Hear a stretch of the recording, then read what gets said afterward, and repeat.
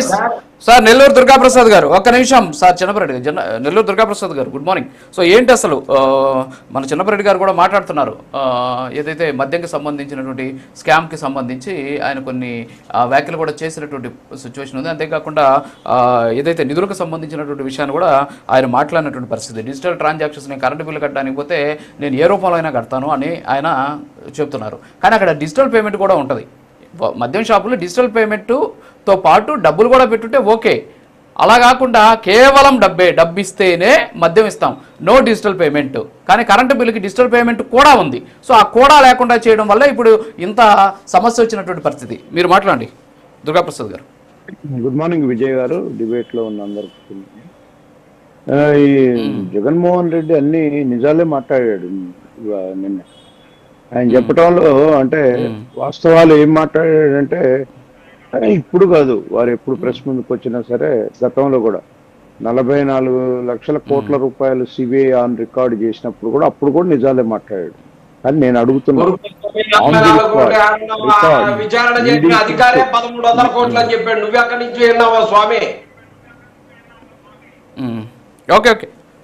Sir మాట్లాడండి Durgaprasad. ED case చేసినప్పుడు ఆస్తులు మొత్తం జప్తు చేస్తే వేల కోట్ల రూపాయలు అటాచ్ చేసినాయి. ఎక్కడేయండి అవన్నీ? కాబట్టి వారు మాట్లాడేది ఎప్పుడు మీడియా ముందుకు వచ్చినా అసలు అంత సమాజంలో అంత తెలివి తక్కువ వాళ్ళు ఉన్నారండి, ప్రజలు అంత అమాయకులండి. వారు మాట్లాడితే ఇవాళ డిజిటల్ పేమెంట్స్ చేయకుండా నగదు బదిలీ, స్ట్రిక్ట్ రూల్స్. ఎక్కడ నువ్వు ఫోన్ పే చేసి మేము మందు కొనుక్కుంటామంటే ఎవరికి ఇలా డబ్బులు తెస్తేనే ఇచ్చారు. ₹200 సహా లెక్క పెట్టి ఇస్తేనే ఇచ్చారు. ఎక్కడ పోయిందండి ఈ సొమ్మంతా? తొందరపడొద్దు, మీడియా ముందుకు వచ్చి చెప్పాం. కానీ ఈ డబ్బు ఇదంతా ఎక్కడుంది, ఏముంది, సిట్ దగ్గర అన్ని ఆధారాలు ఉన్నాయి.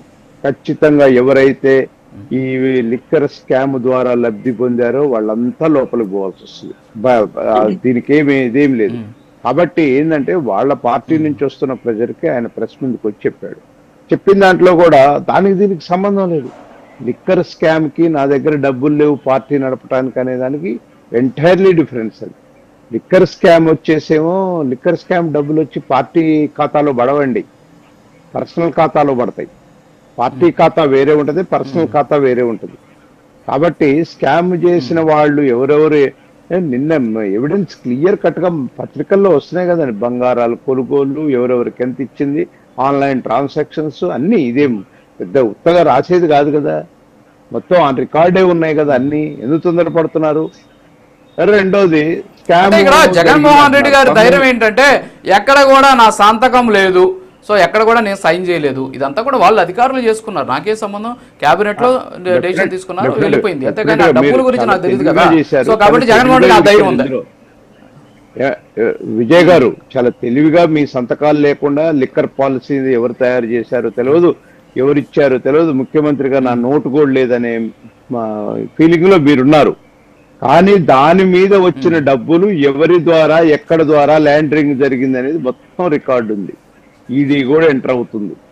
ఈడీ డెఫినెట్ గా దీన్ని తెలుస్తుంది. రామ్మోహన్ గారు అన్నట్టు డెఫినెట్ గా ఈడీ దగ్గరకు పోయింది, ఈడీ కూడా ఎంటర్ అవుతుంది, ఈడీ కేసు రిజిస్టర్ చేస్తుంది. ఖచ్చితంగా బాధితులు ఎవరైతే దీన్ని లబ్ధి పొందారో వాళ్ళందరూ కూడా లోపలికి పోతారు. రెండవది ఇక్కడ జగన్మోహన్ రెడ్డి గారు ఏంటంటే చివరికి దీన్ని ఎట్లా ఉందంటే నా దాకా రాలేదు, వాళ్ళు ఏం చేశారు అనే పరిస్థితి మళ్ళా 4-5 రోజుల తర్వాత ప్రెస్ లో వచ్చినా రావచ్చు, ఏదైనా మాట్లాడతారు. ఒక నిబద్ధతగా మాట్లాడాలి.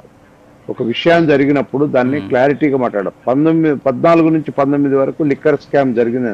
ప్రభుత్వం నీదే ఉంది కదా, పనికిరాని స్కిల్ డెవలప్మెంట్ దాంట్లో ఏదో చంద్రబాబు నాయుడు గారు ఏదో లబ్ధి చేశారు 300 కోట్లు అని చెప్పి నువ్వు లోపల పెట్టినాడు 52 రోజులు. అదే ఒక లిక్కర్ లో గనక స్కామ్ గనక జరుగుంటే ఊకుండేవాడువా?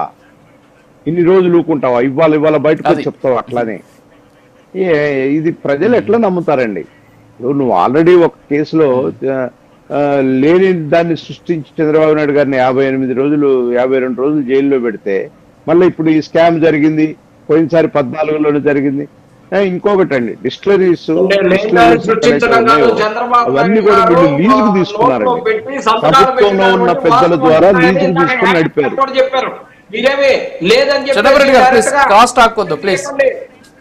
ఓకే ఓకే ఓకే లేకపోతే మంచిదేలే కానీ ఓకే మీరు మాట్లాడండి దుర్గాప్రసాద్ గారు కన్క్లూడ్ చేయండి.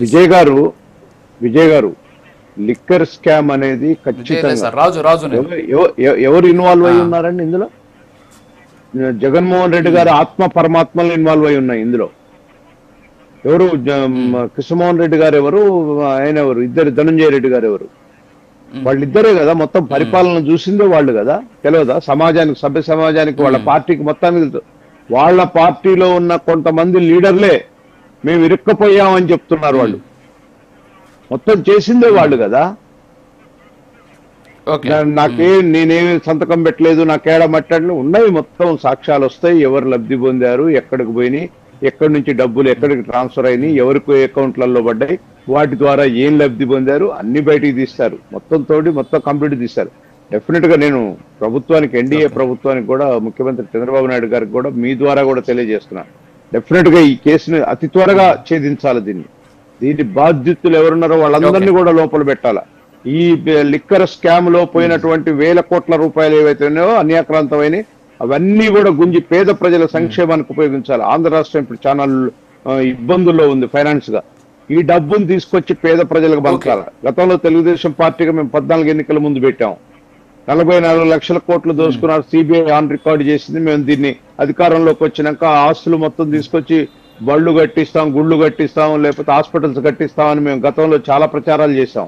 అది అప్పుడు సాధ్యం కాల, చట్ట రూపకల్పన జరగల. కానీ ఇప్పుడు మద్యం కేసులో దోపిడీ జరిగింది. ఈ మద్యం కేసులో 100% దోపిడీ జరిగిన ఈ డబ్బును తీసుకొచ్చి పేద ప్రజలకి మేము ఇచ్చినటువంటి, గతంలో ఇచ్చిన మాట కానీ ఇప్పుడు ఇచ్చిన మాట కానీ ఆ పేద ప్రజల సంక్షేమానికి ఖచ్చితంగా వాడాలని చెప్పి ఈ సందర్భంగా కోరుతా ఉన్నా.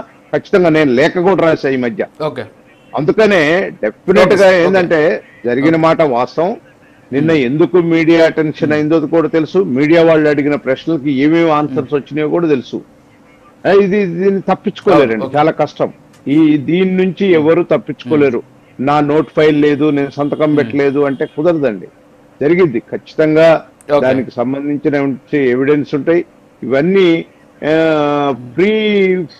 ప్రీ మీటింగ్ అన్నమాట, బిఫోర్ ప్రీ మీటింగ్ లాగా జరిగింది నిన్న ఐ థింక్.